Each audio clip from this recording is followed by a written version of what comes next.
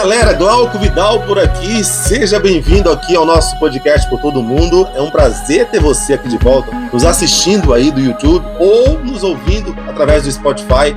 Um prazer estar aqui novamente falando com você, trazendo aqui hoje mais um podcast com conteúdo muito relevante para poder te ajudar aí na sua caminhada, na sua vida como um todo. Meu nome é Glauco Vidal, para você que não me conhece ainda. Eu estou falando aqui dos Estados Unidos, onde eu moro, e resolvi fazer esse podcast para me conectar com o Brasil, me conectar com o pessoal do Brasil. E eu gostaria muito que você pegasse esse link, parasse aí tudo que você está fazendo nesse momento, pega esse link desse podcast, quer seja do YouTube ou quer seja do Spotify. Envia esse link aí para uma pessoa, no mínimo. Envia esse link para uma pessoa. Fala, olha, esse é um amigo meu que está morando lá nos Estados Unidos, é o podcast dele. Escuta aí, depois me dá um feedback. Faz esse favor pra gente, assim você vai nos ajudar a crescer a nossa audiência, alcançar mais pessoas. E se essa palavra, esse podcast de hoje for relevante para você, com certeza também será relevante para outra pessoa. Beleza? Então vamos lá, pessoal. Hoje eu quero falar sobre família e relacionamento familiar. Eu vou falar sobre a família de uma pessoa na Bíblia Sagrada e também fazer um paralelo com a minha própria família. Eu tenho uma história de vida, de família, um contexto familiar muito forte.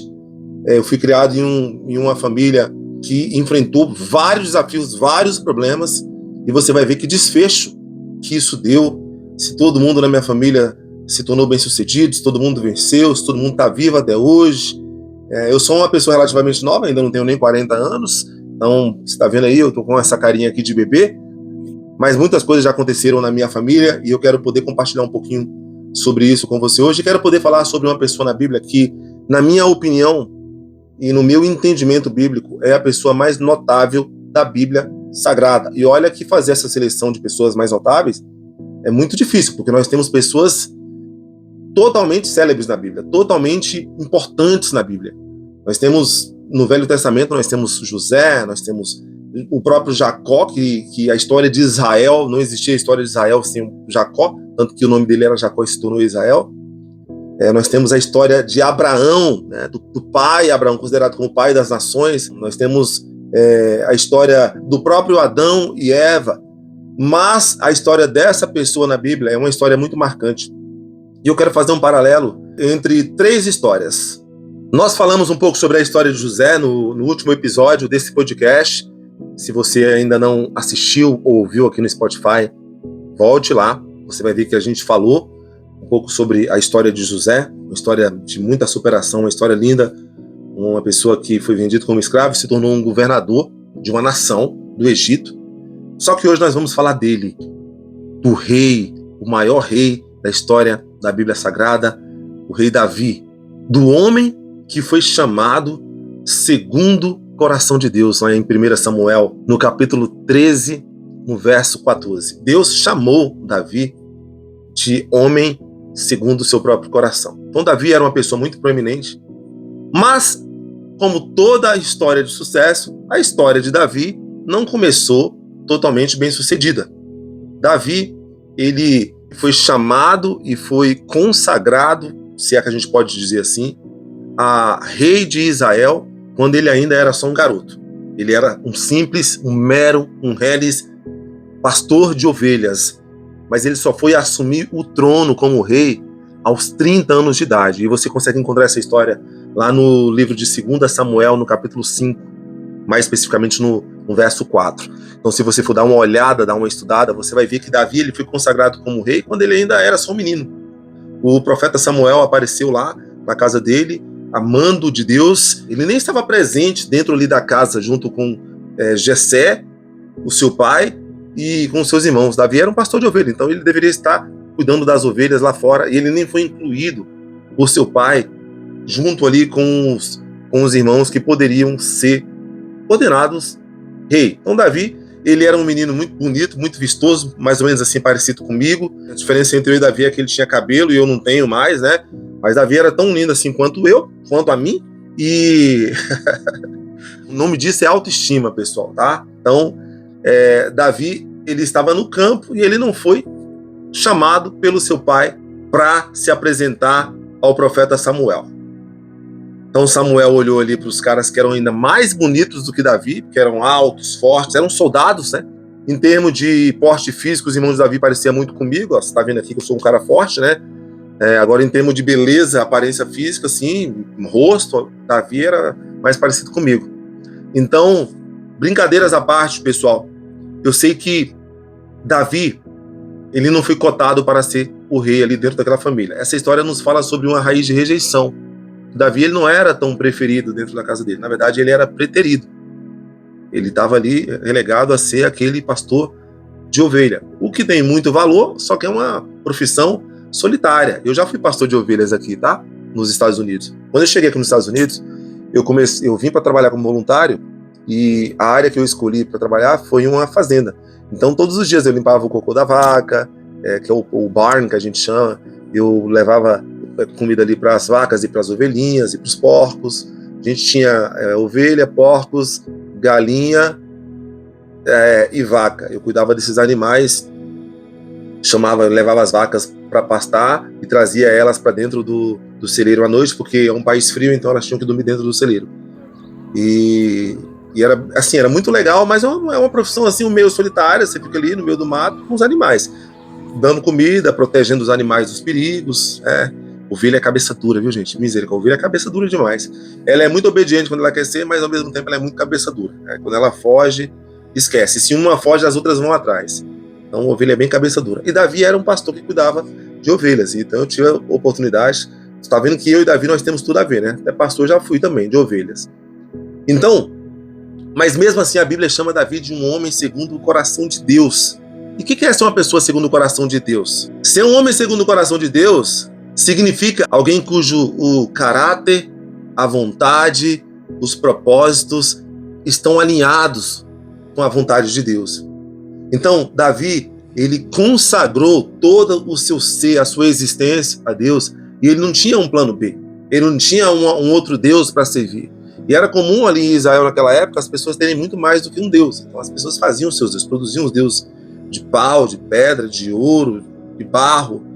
E Davi, ele tinha Deus como exclusivo. Então Davi, ele foi um homem segundo o coração de Deus. Davi não se envolveu com idolatria. O coração dele estava focado em Deus. Porém, ele cometeu vários e vários sucessivos erros. Ele cometeu erros contra pessoas. De maneira que os erros de Davi tiveram um impacto, uma consequência profunda na família de Davi. Então Davi, ele foi um homem segundo o coração de Deus. Ele foi muito bem sucedido como rei. Ele foi muito bem sucedido como guerreiro. Ele conquistou várias guerras para o povo de Israel.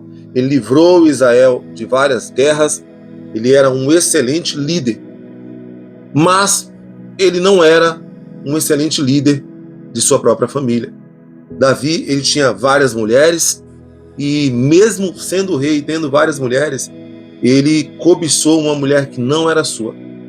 Ali do terraço do palácio, Israel estava em guerra, ele havia enviado os seus melhores soldados à guerra, e entre esses soldados estava uma pessoa muito importante. Ele era um dos soldados mais importantes de guerra ali. Ele estava lutando pelo exército de Israel e Davi cobiçou sua mulher. Davi cobiçou Batseba, que era a esposa de Urias, e acabou cometendo adultério com Batseba. Batseba engravidou e Davi cometeu um crime maior ainda.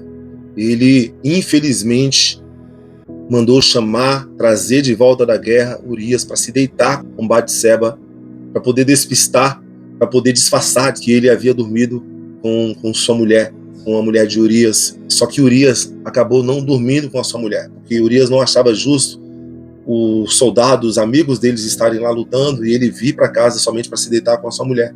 Então acabou que ele nem voltou para casa, ele ficou ali mesmo na porta do palácio, esperando o rei falar com ele, e o rei não falava com ele, ele acabou que não foi para casa.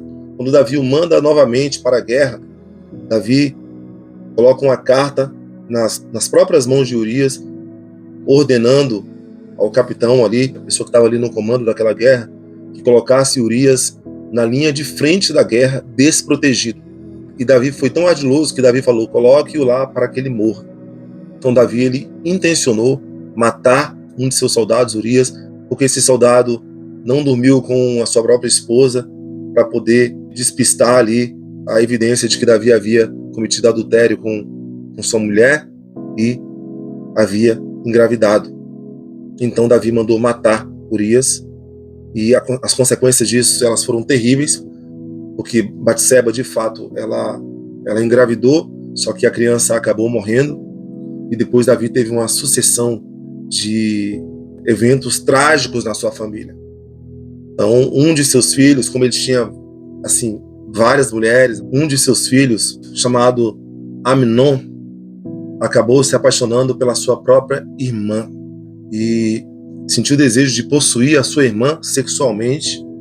A irmã se negou, falou que aquilo não era correto, falou que se ele quisesse alguma coisa com ela, mesmo ela sendo a irmã dele, que ele tinha que chegar no rei, conversar com o rei e ali fazer como se fazia em Israel. E, infelizmente, Amnon ele não aceitou, ele foi orientado por um falso amigo, um amigo do mal. Esse amigo orientou que Amnon ficasse sozinho com ela e que ele a estuprasse. E foi exatamente o que ele fez. Ele estuprou a própria irmã. No mesmo momento que ele terminou ali aquele ato, ele sentiu uma forte repugnação, um nojo pela irmã e mandou a irmã embora. E a irmã chorou, falando que aquilo não era certo. Enfim, a irmã foi embora e acabou abrindo a história com os outros irmãos. Teve um irmão chamado Absalão, que ele ficou muito furioso com isso. Ele esperou passar 2 anos para poder vingar daquele ato que Amnon havia feito com a sua própria irmã. Então, Absalão, se aproveitando ali que Amnon e o seu povo ali estava sentindo dor porque eles haviam sido circuncidados para cumprir um acordo que as famílias haviam feito, Absalão foi lá e matou Amnon e matou todos os outros homens. E aconteceu uma grande tragédia. E aí depois Absalão tenta tomar o reino do próprio pai e ele acaba morrendo. E a família de Davi foi uma grande tragédia, uma grande confusão. Não estou entrando aqui na história detalhadamente, que é mais para contar a história para você entender como foi a família de Davi, mas eu considero a família de Davi como uma das famílias mais desajustadas, mais mal sucedidas da Bíblia Sagrada.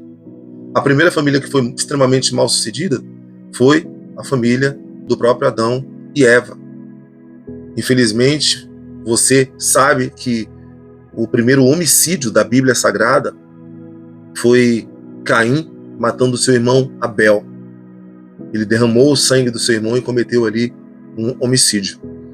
E foi uma história muito trágica, porque depois Caim ele foge, se torna fugitivo. Deus precisa colocar uma marca nele para que as próximas gerações não o encontrassem, não o matassem. E aquela família também foi trágica.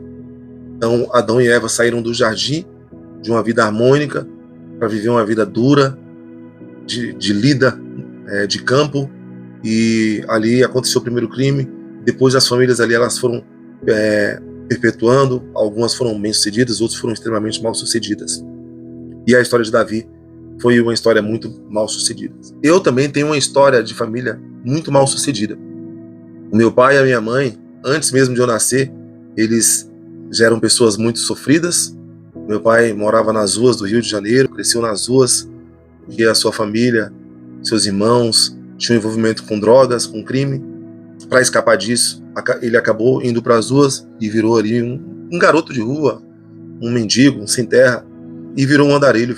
Ficava andando de um lugar para outro, de um estado para outro, andando vários dias, atravessando as cidades, até chegar em uma cidade que ele ficava ali durante um período maior.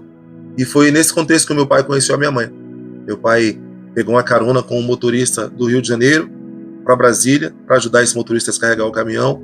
Lá em Brasília, ele procurou um lugar para dormir, encontrou um albergue, e a minha mãe estava naquele albergue porque a minha mãe havia sido traída pelo seu primeiro marido em São Paulo, e ali muito frustrada, desiludida, machucada, ela fugiu de casa, deixando uma filhinha para trás, que ela tinha 2 filhos, já havia perdido um bebê, e trouxe o seu filho, que é o meu irmão Emerson. Ela trouxe o Emerson, era muito pequena ainda, tinha 2 aninhos, e ali ela foi para a casa de uma irmã que morava em Brasília.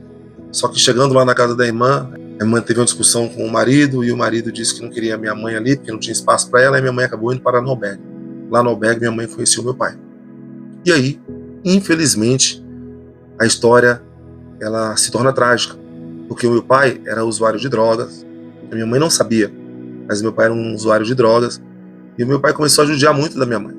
Então eles foram morar em uma invasão, um prédio ali abandonado, onde já existiam várias pessoas morando, pessoas sem teto, pessoas que moravam nas ruas, que usavam drogas, muitas delas.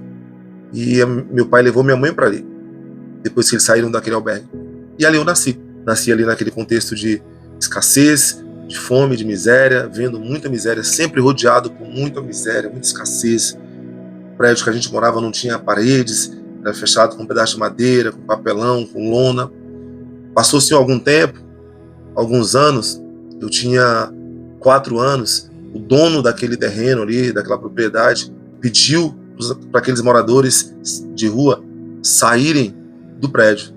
Os moradores ofereceram muita resistência, acabou que eles não saíram, e aí a polícia teve que ser chamada, e toda a estrutura ali, da prefeitura ali, da administração, que em Brasília é a administração regional, não é a prefeitura, a administração teve que vir, e ali com vários homens, tratores, polícia, com escudo, bomba de efeito lacrimogêneo, e ali a polícia tirou aqueles moradores à força.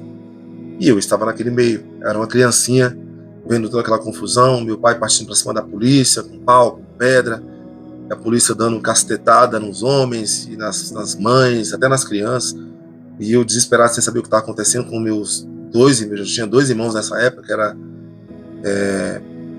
o Emerson, que era o mais velho, eu e a minha irmã Flávia, e o meu irmão Gabriel. Na verdade eram 4 irmãos já. Eu mais 2 irmãos, filhos do meu pai, e mais o meu irmão Emerson, que não era ali filho de sangue do meu pai. E ali, a gente vendo aquela confusão, a gente gritando, pelo amor de Deus, para pai, para mãe.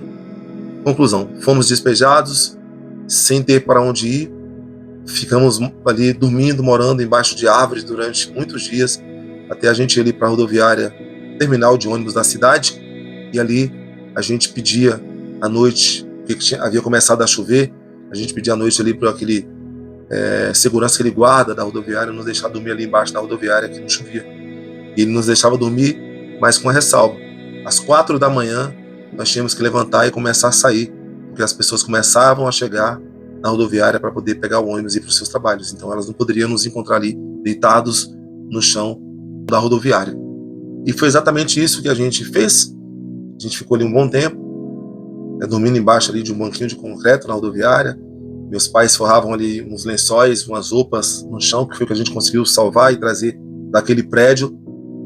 E ali os meus pais colocavam aquelas roupas no chão, e a gente, infelizmente, dormia ali no chão mesmo, em cima daquelas roupas. E os meus pais ficavam sentados em um banco de concreto a noite inteira. E assim foi durante muito tempo, até o meu pai descobrir um assentamento em uma invasão, um bairro que ainda nem havia nascido, que hoje é o bairro de Samambaia, em Brasília, no Distrito Federal. Naquela época, aquele bairro era só mato, era uma mata virgem, e várias pessoas de vários lugares indo ali para aquele lugar e fazendo seus barracos de madeira, derrubando o mato, e não tinha água, não tinha luz, era uma mata ainda com muitos animais ainda selvagens, muita cobra. A gente foi para ali desbravar. O meu pai pegou um pedacinho de terra ali e construiu um barraco para a gente, de lona, até que alguns anos depois o governador da cidade resolveu regularizar aquele assentamento, transformar aquele assentamento em um bairro, e ali nascia Samambaia. E ali eu cresci até os meus 12 anos de idade, quando eu vi o meu pai ali, infelizmente, sendo assassinado. Mas eu quero voltar um pouquinho antes ali, navegar um pouco pela minha infância. Infelizmente, eu cresci em uma casa onde eu vi muita violência doméstica. Eu ouvi o meu pai gritando, eu vi o meu pai batendo, eu vi o meu pai xingando, quebrando, eu vi meu pai fazendo tudo isso com a minha mãe. E eu cresci uma criança, eu me tornei uma criança muito tímida, muito introspectiva, muito chorona. Eu era uma criança muito chorona, eu chorava por tudo, muito sensível, porque eu cresci em meio de muita gritaria, muito palavrão. Então eu me tornei uma criança extremamente indefesa. E quando eu vi o meu pai bater na minha mãe, tudo que eu fazia era chorar, tentando causar uma cena, tentando despertar uma misericórdia no coração do meu pai para que ele pudesse deixar minha mãe em paz. Mas não adiantava, meu pai partia para cima da minha mãe também não deixava por menos, partia para cima do meu pai, mas ela era o lado mais frágil, e acabava que ela apanhava, levava a pior. E ali a gente cresceu vendo aquilo, eu e o meu irmão mais velho, e os meus irmãos menores. Infelizmente, quando o meu irmão tinha somente 10 anos de idade, ele aprendeu a fumar, daqui a pouco ele conheceu as outras drogas, a maconha, a mela, e o meu irmão se tornou um morador de rua, saiu de casa em pouco tempo, parou de estudar na 4ª série e saiu de casa. Eu fiquei sozinho em casa, cuidando dos meus irmãos, enquanto a minha mãe saía para ir passar roupa e meu pai saía para ir lavar carro lá no estacionamento do Banco Central, em Brasília.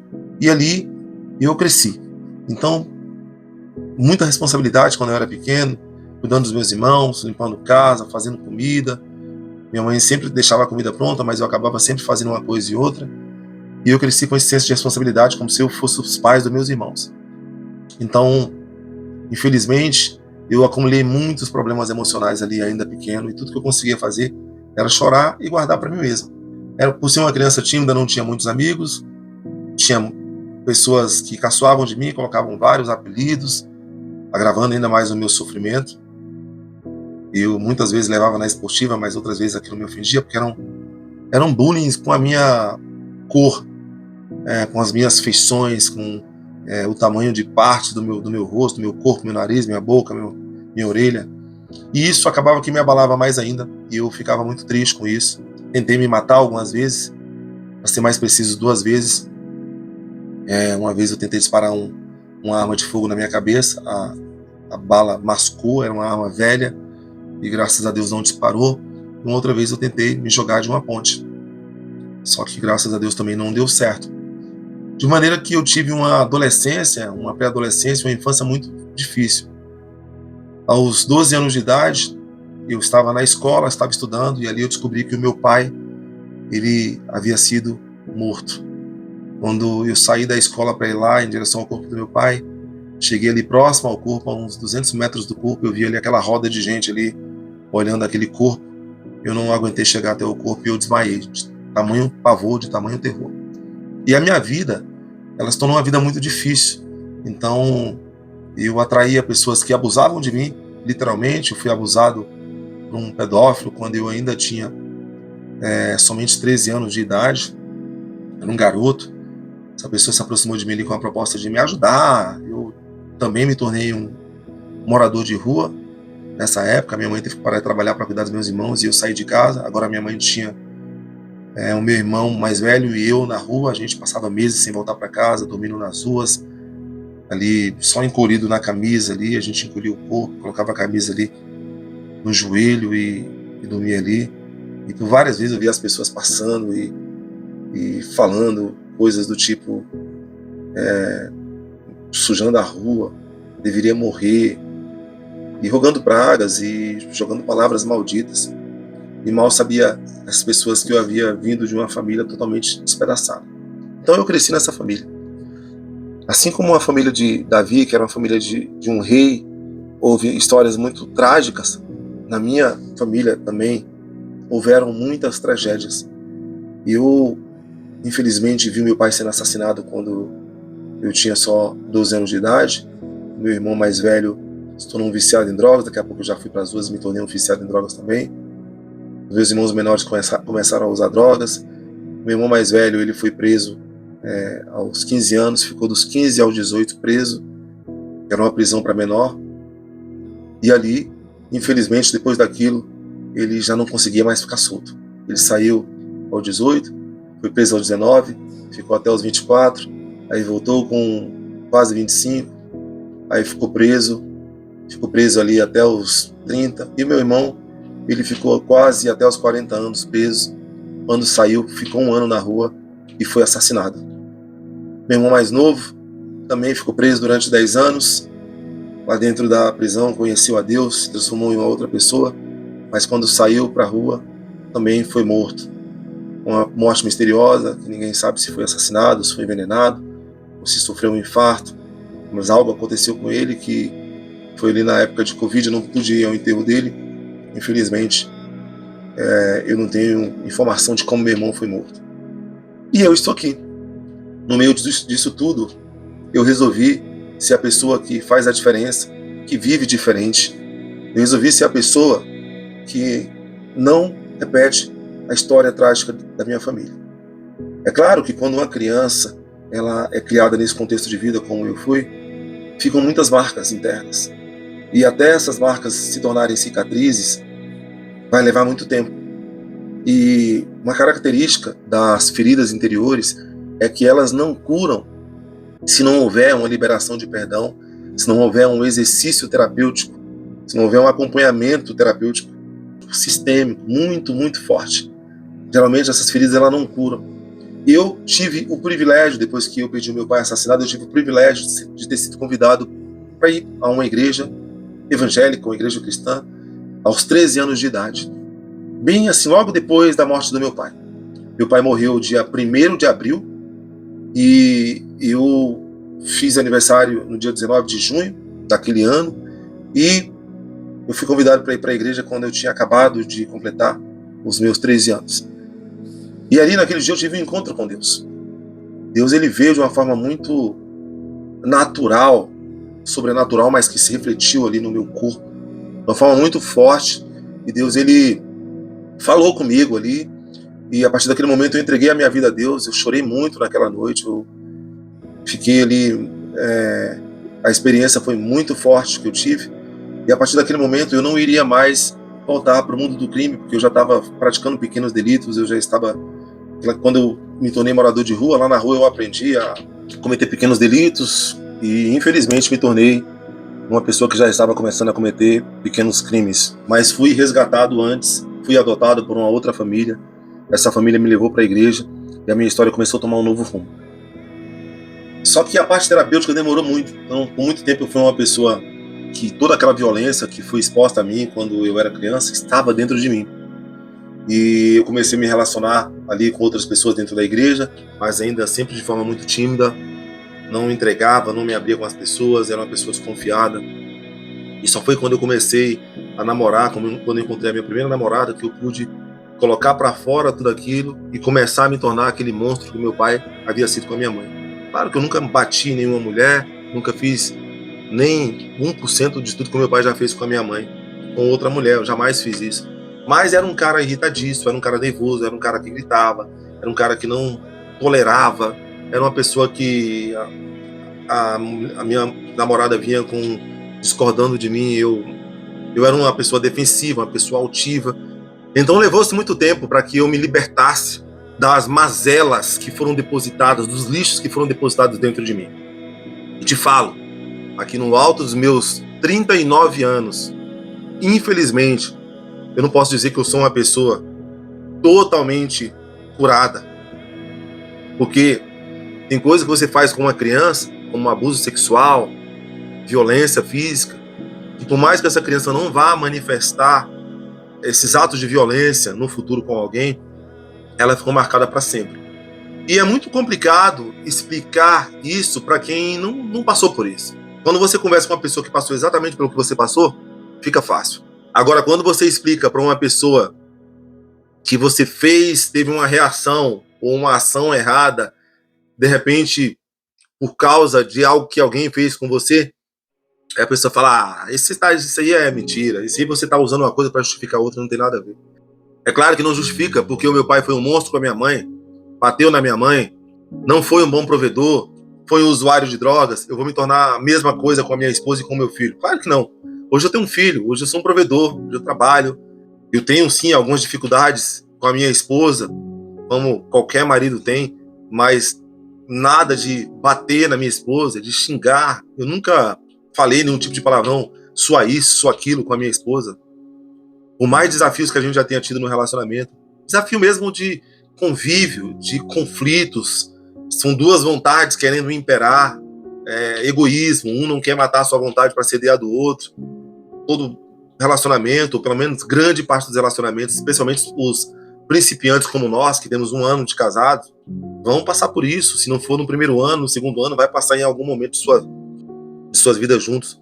Então, eu passo sim por alguns desafios, mas nada se compara ao que eu vivi na infância.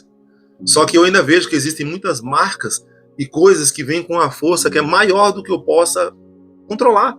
Então, por exemplo, às vezes eu ainda tenho essa questão de viver sozinho, de ficar sozinho. Eu ainda gosto muito de ficar sozinho. Eu valorizo mais o meu tempo sozinho do que o meu tempo em comunidade, o meu tempo com a minha esposa, com o meu próprio filho e com as pessoas que eu gosto. Então, para mim, ficar sozinho é muito bom. Eu amo ficar sozinho. Isso tem a ver com marcas do passado. Eu fui uma criança solitária, eu cresci nas ruas. Eu fui abusado, eu fui uma criança carente, vivi sozinho durante grande parte do meu tempo. Mesmo depois de me tornar um adolescente, fui morar sozinho durante muitos anos. Ia para o cinema sozinho, ia para os restaurantes sozinho. Então, existem algumas coisas ainda que eu ainda fico lutando. Hoje eu preciso entender que eu sou casado. Então, ontem, por exemplo, eu cheguei em casa com uma dor no estômago muito forte e eu já passei uma mensagem lá do trabalho. Falei, amor, tô com dor de estômago, eu quero ficar no meu quarto, sozinho. Não vou sentar à mesa hoje para jantar, não quero comer, quero ficar sozinho. Só que isso com a minha mulher é quase impossível, cara. Porque a minha mulher, ela demanda pra caramba da minha atenção. Ela me quer por perto, se for possível, 24 horas. Ela dorme grudada em mim, coisa que eu não curto. Eu gosto de ir pro meu canto, ficar sozinho, mas ela dorme grudada em mim. Então ela tem muito essa carência, sabe, de querer estar perto toda hora. Ela tem isso tá dentro dela. São coisas que a gente tem tratado na terapia, tanto a carência dela, quanto essa minha solidão. Uma coisa que eu trouxe comigo. E de onde isso veio? Isso veio das marcas que deixaram da minha infância. Então hoje, muitos pais que negligenciam a infância de seus filhos, eles vão ver os seus filhos sofrendo no futuro. E eu dei um conselho para uma irmã minha um dia, isso já tem mais de 10 anos, eu falei para ela, olha, fulana, invista tudo que você puder investir na sua filha agora. Cuide dela, dê amor, dê carinho, estabeleça os princípios, os valores da sua família. Leve para a igreja, faça com que ela se torne um melhor amigo de Deus. Se ajoelhe com ela todos os dias, ore com ela, porque um dia essa criança vai crescer, essas crianças vão crescer. E hoje você ainda consegue controlar, gritar, falar, bater, e elas estão debaixo da sua rédea, o medo elas te obedecem. No futuro não vai ser assim. No futuro você vai falar, elas vão te enfrentar, elas vão partir para cima de você. E se você criar essas crianças, em específico uma criança que ela tinha, a gente está falando dessa única criança, mas ela tinha outras filhas, se você criar essa criança do jeito que você vem criando, você vai ter muito trabalho no futuro. Porque aí, no futuro, é quando você vai ficar mais velha, você vai querer mais paz, você vai querer ver os seus filhos não te dando mais trabalho, você vai querer ver a sua filha bem casada, criando os seus netos, e você descansando, você curtindo a sua vida. Então, se você não cuidar da sua filha agora, no futuro você vai ter que ter trabalho com sua filha. De repente, visitar ela na prisão, de repente, criar os filhos dela, porque ela será irresponsável com os próprios filhos. Dito e feito. Sabe? A minha irmã, por um tempo, ela achou que amor era dar coisas. Então, nisso aí, eu não posso negar. Ela foi muito boa. Dar coisas, ela fez todos os aniversários temáticos, ela sempre teve esse ímpeto de fazer as coisas. Mas não era isso. Isso era o de menos. Por exemplo, eu vou levar o meu filho agora à Disney. Eu moro aqui nos Estados Unidos e já está tudo pronto. A Disney, se Deus mantiver a nossa vida até lá, em julho, nós vamos levar o nosso filho à Disney. Beleza, legal, mas o que marca a vida do meu filho não é a Disney. O que marca a vida do meu filho é eu me ajoelhar ali no pezinho da cama dele toda noite e orar com ele. Ensiná-lo a orar. Eu ver ele sendo rebelde com a mãe dele, chamar ele no canto e mostrar para ele que eu sou o homem dessa casa, eu sou o pai dessa casa, eu sou a autoridade, e ele precisa respeitar a mãe dele, ensinar quando ele faz algo errado, é sentar à mesa e fazer a liçãozinha de casa quando ele vem da escola, é querer saber do dia dele na escola, é orar com ele, é fazer a reunião de CID, de célula que eu tenho aqui toda semana. Então eu estou marcando a vida do meu filho dessa forma. A Disney é entretenimento. Se marcar a vida dele, beleza, marcou. Mas eu não quero marcar a vida do meu filho com coisas. Eu quero marcar a vida do meu filho com presença. Com um sistema de valores, de princípios que eu quero ensinar para ele. Eu não quero simplesmente ser essa pessoa que dá tudo, que faz das tripas corações para dar do bom e do melhor, mas do bom e do melhor no âmbito material. Não dá do bom e do melhor no âmbito emocional, no âmbito espiritual, sentimental. Não valida seu filho, não fala que ama, não corrige. não brinca, não faz cócegas, não sai para caminhar com ele, não sai para andar, não conhece o que está no coraçãozinho dele, não sabe quem são seus amigos. Então, eu não quero ser esse pai. Eu quero ser um pai que marca a vida do meu filho com a presença. Por mais solitário que eu ainda tenho essa vontade de ser às vezes, eu me obrigo. Ontem eu cheguei em casa, como eu havia explicado aqui, com dor de estômago. E eu falei para minha mulher que eu queria ficar sozinho, mas sabe o que eu fui fazer? Eu não quis jantar. Falei para ela, eu não quero jantar. Aí eu assei um pão de queijo e fiz um chá. E aí comi o pão de queijo com chá. E aí ela foi jantar com meu filho na rua. Levou ele ao McDonald's, tal, eles comeram no McDonald's e ficaram lá 2 horas na rua. E eu fiquei aqui, tomei o meu banho, fiz o meu pãozinho de queijo, fiz o meu chazinho, deitei na cama, liguei a TV no National Geographic Channel e fui assistir ali o filme sobre um mundo animal. E aí o meu filho chegou, ele passou pela frente da TV, viu ali os animais ali, uma onça caçando um jacaré, aí ele se interessou, veio, deitou na cama comigo, deitou no meu colo, minha esposa ficou dobrando umas roupas, daqui a pouco até não dobrar as roupas, ela veio, deitou de um lado, ele deitou do outro, e nós ficamos ali, quietinhos, assistindo nosso filme. Eu queria me isolar, sabe, na minha solidão interna, só que eu me forço a fazer aquilo sempre que posso fazer, aquilo que eu devo fazer. Porque não é porque eu fui criado de uma forma solitária, sendo desprezado, sendo menosprezado, não sendo validado, que agora eu vou ter que transferir isso ao meu filho. Só que o excesso é ruim para mim. Como a minha esposa, às vezes, ela suga demais, ela quer demais, eu falo para ela, não funciona assim. Eu posso te dar um pouco, mas eu não posso te dar tudo, porque eu preciso de um pouco para mim mesmo. Eu não posso te dar nada se eu não tiver dado a mim mesmo. Então, às vezes, de fato, eu fico sozinho. Mas eu fico sozinho para quê? Para chorar, para sofrer? Não. Eu fico sozinho para gravar os meus podcasts, eu fico sozinho para ler os meus livros, eu fico sozinho para escrever os meus livros, que eu também sou um escritor. Então eu fico sozinho para essas coisas. E é muito difícil superar as tragédias de família, pessoal. Por que Absalão, ele depois de 2 anos, ele matou Amnon, o seu próprio irmão, porque esse irmão estuprou a sua própria irmã? Por quê? Porque ele não conseguiu superar aquele trauma de família. No meu caso, eu aprendi muito com a história de José, porque José ele foi vendido como escravo, José ele foi dado como morto, José ele foi preso, tudo porque os irmãos dele, por inveja, decidiram vendê-lo para uma comitiva de escravos que estava passando. Era na época que havia escravidão, e aí eles venderam o irmão dele. E depois de 20 anos, José ele tinha tudo ali para se vingar, porque se tornou uma pessoa muito poderosa, e ele não se vingou. Ele perdoou os seus irmãos, ele perdoou os seus malfeitores, as pessoas que o colocaram na prisão ali no Egito, onde ele foi vendido como escravo e onde ele cresceu. E ele perdoou todo mundo. E ele perdoou não só dizendo que perdoa, ele trouxe essas pessoas para morar com ele, depois que ele já era um homem muito influente e rico. Então, eu também tive toda a oportunidade de matar a pessoa que matou meu pai. Inclusive, essa pessoa era o meu vizinho, jogava bola comigo, eu conhecia. Mas quando eu fui para a igreja, aos 13 anos de idade, eu ouvi claramente Deus pedindo para mim, perdoa e ore por ele. E eu comecei a orar por aquele rapaz. Eu comecei a orar. Deus, eu perdoo. Eu não quero perdoar, Senhor, mas eu perdoo. Se o Senhor está falando que eu tenho que perdoar, então eu perdoo. E chorava. Tive que fazer várias orações para aquela mesma pessoa, para Deus me ensinar a perdoar. Foi muito difícil. Até o dia que ele estava jogando bola ali em frente à minha casa, e ele foi lá na minha casa pedir água. E eu dei água para ele. E naquele momento, depois de 2 anos já que o crime havia acontecido, eu já não sentia mais dor e sentimento de vingança nenhuma por aquele rapaz. E eu o perdoei. E depois que eu perdoei, a minha vida, ela começou a se aprumar, a entrar nos eixos.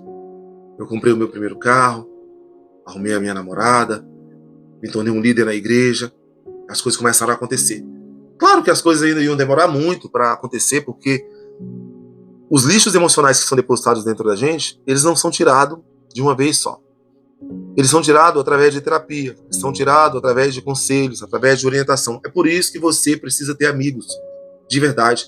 É por isso que você precisa ter mentores de verdade. É por isso que você precisa ter pastores. Pastor é aquele que cuida de você. Você é uma ovelha e você precisa ser cuidado. Você precisa ter um pastor onde você vai abrir o seu coração, onde você vai desabafar, falando: eu desisto, não aguento mais. Ele vai te abraçar, ele vai chorar com você, ele vai te dar uma palavra de ânimo, e aquilo vai mudar a sua vida e vai fazer com que você mude de mente e se segurar por mais uns dias ali, até você se tornar uma pessoa resiliente. Você precisa ter mentor, um pastor, um líder. Não é porque é moda, é porque todo filho precisa de um pai e de uma mãe. E eu não sei como foi na sua família, sabe? Eu não sei se você veio de uma família quebrada como eu vi, como foi a família de Davi, e como foi até a família de José, a família de Adão e Eva. Eu não sei se a sua família foi uma família quebrada. Eu não sei quem dentro da sua casa você precisa perdoar. Eu não sei se você realmente precisa perdoar alguém dentro da sua casa. Eu não sei se alguém dentro da sua casa traiu você, machucou você, não aceitou você do jeito que você é, o que você acha que é. Não sei se alguém já falou pra você: maldito dia que você nasceu, eu não queria te ter, seu pai me estuprou e por isso você nasceu, você é o pior filho que eu tenho. Não sei se você já ouviu essas coisas. Eu já. E foi uma época que eu tava ali, tentando agradar minha mãe, fazendo de tudo pra agradar minha mãe. E eu não conseguia agradar minha mãe. E fazia de tudo pra agradá-la e eu não conseguia. E até que eu me tornei rebelde e acabei indo morar nas ruas. Ali nas ruas eu fui abusado, me tornei viciado em drogas, cheguei a dormir uma noite na cadeia, na prisão para menor, no DCA, que era a Delegacia da Criança e do Adolescente na época. E a minha história ela foi marcada por tragédia. Aos 12 anos eu perdi meu pai, eu acabei perdendo meu irmão, assassinado, perdi um outro irmão, assassinado. Então na minha casa, poucas pessoas se sucederam bem. Hoje eu tenho 2 irmãs, elas têm os problemas delas, mas não se tornaram nenhuma drogada, nenhuma viciada, graças a Deus. Os únicos 3 irmãos homens que eu tenho, eles não estão mais comigo. Um está preso e vai ficar lá por muito tempo, porque assassinou uma pessoa. E os outros 2, eles foram assassinados, eles morreram. E hoje a minha história é uma história cheia de muitas marcas, muitas feridas. Mas eu estou aqui para dizer para você que sem o encontro que eu tive com Deus, eu não estaria aqui contando essa história para você. Não estaria aqui nesse podcast contando essa história para você. Eu creio muito naquilo que Deus pode fazer. Eu creio muito no poder restaurador do Espírito Santo. Deus, ele pode fazer uma restauração total na sua vida e completa. E como Deus faz essa restauração? É só de forma espiritual? Não. Deus usa pessoas. Deus usa terapias. Deus usa terapeutas. Deus usa pastores. Deus se utiliza do que ele precisar para poder curar você, para poder levar para você a restauração que você precisa. Como uma pessoa que já foi violentada por um pedófilo, já teve seu pai morto quando era apenas uma criança, e já teve a sua mãe também, que já morreu. Quando a minha mãe morreu, eu ainda estava nos meus 31 anos, estava bem novo. Então já perdi pai, mãe, 2 irmãos e uma filha. Perdi 5 pessoas da minha família. Minha vida é cheia de cicatrizes. Só que cicatrizes não dói mais, pessoal. Uma ferida, quando ela cicatriza, não dói mais. Tá ali para lembrar que você passou sim por aquelas tragédias, mas não dói mais. Então hoje, a minha oração é para que você deixe as suas feridas serem cicatrizadas. Porque é possível viver com cicatrizes, mas não é possível viver em paz, pessoal, com feridas abertas. Existem feridas dentro de você que você precisa tratar. E você não pode tratar essas feridas sozinhos. Você ainda vai precisar ler muitos livros. Eu li dezenas de livros. Eu conversei com dezenas de mentores. Todos os lugares que eu fui até hoje, já morei na Inglaterra, tive um mentor na Inglaterra. Hoje moro nos Estados Unidos, tive um mentor nos Estados Unidos. Morei no Brasil, tive um mentor no Brasil. Inclusive tive problema com esse meu mentor, de maneira que hoje ele nem fala mais comigo. Claro que assim, não fala, não exerce amizade. Nós somos amigos, somos colegas. Se eu ver, a gente vai se tratar com cordialidade, com respeito, mas não mais com aquele carinho que a gente tinha quando eu fazia parte ali da igreja dele. Porque fui um cara marcado pelas tragédias da vida e, infelizmente, eu acabei marcando a vida de muitas pessoas também com um lixo emocional que havia dentro de mim. Mas no final das contas, aqui estou eu. Realizei meu sonho de vir morar nos Estados Unidos. Estou aqui morando nos Estados Unidos já há praticamente 5 anos. Casado, tenho um filhinho de 5 anos, vai fazer 6 anos agora esse ano.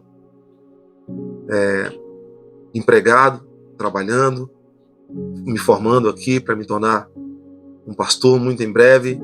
Já sou um diácono ordenado, consagrado, e agora vamos nos tornar um pastor muito em breve, congregando, feliz na igreja que nós estamos, feliz no país, na cidade que nós estamos. Passamos ainda por muitas dificuldades, lutas no casamento, às vezes saudade do resto da família, dos amigos no Brasil, mas Deus nos restaurou. Deus restaurou a nossa família. Deus restaurou a minha vida e me fez ter a família que eu não tive quando eu era criança. Então Deus, Ele cuida da gente.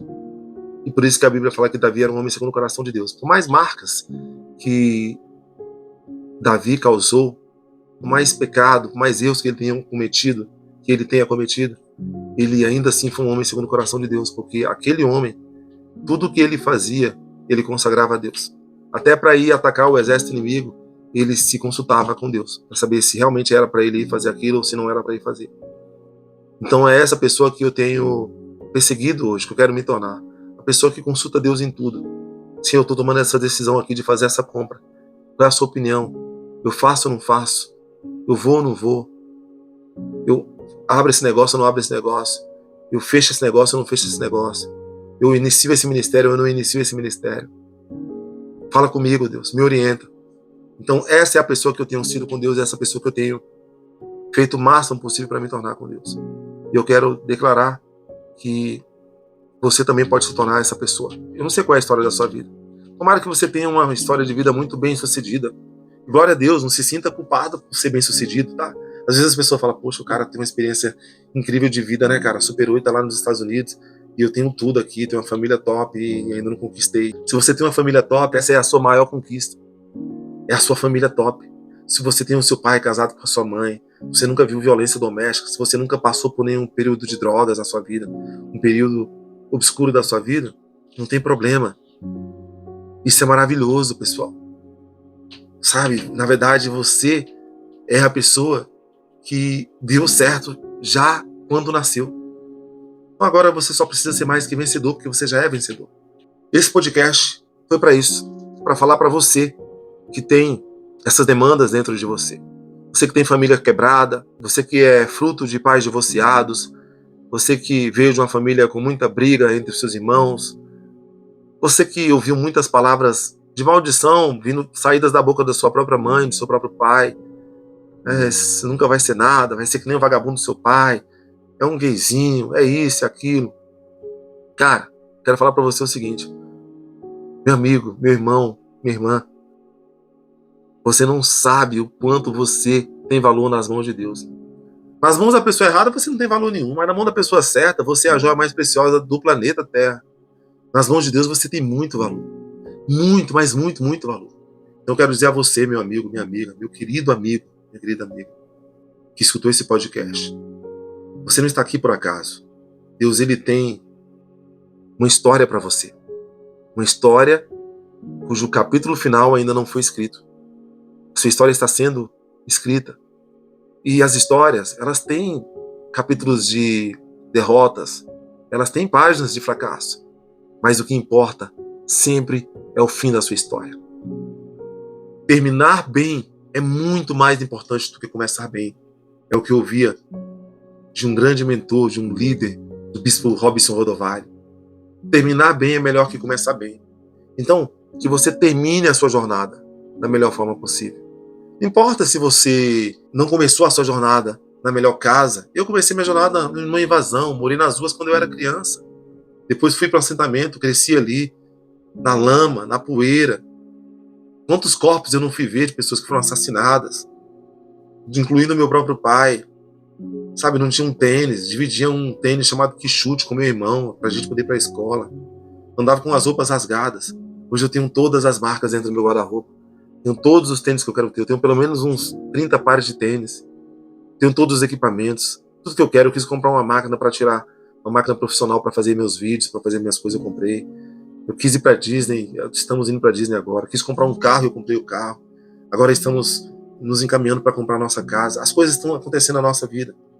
Sabe o que eu quero falar para você? Deus, ele jamais me desamparou.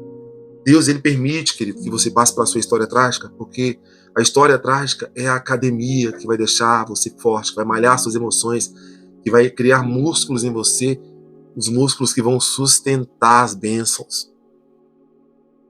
É muito mais prazeroso quando você é abençoado, sabendo que você veio do nada, da lama. É muito prazeroso, pessoal, saber que, cara, olha só, o primeiro carro que eu tinha era um Uno, hoje eu tô aqui andando com uma Audi.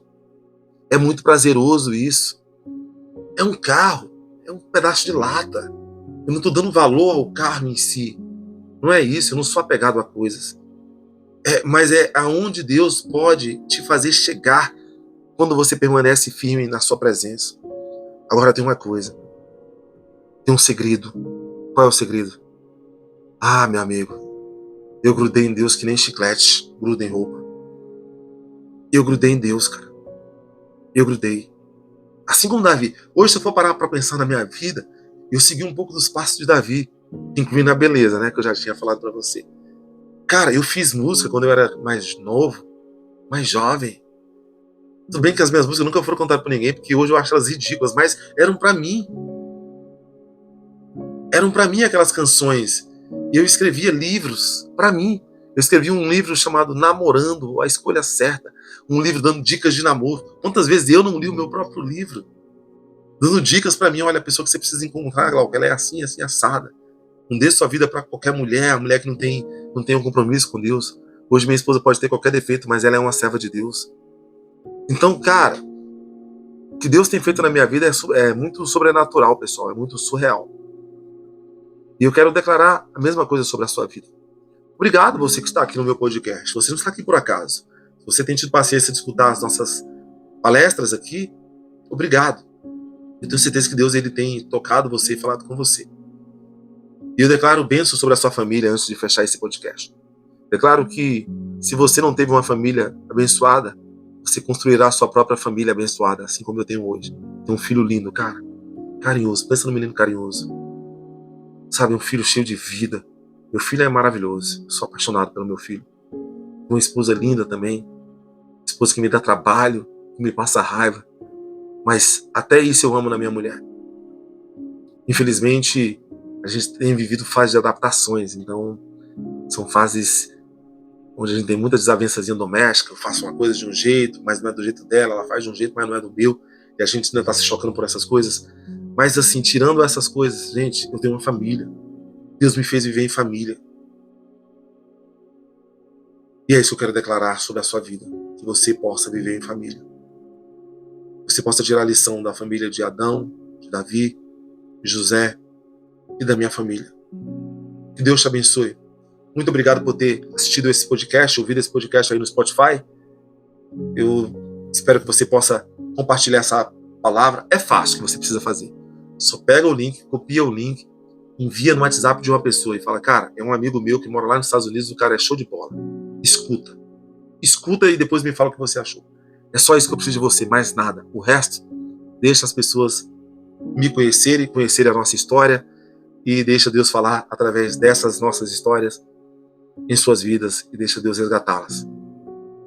Que Deus abençoe você. Nos vemos nos próximos episódios. Valeu!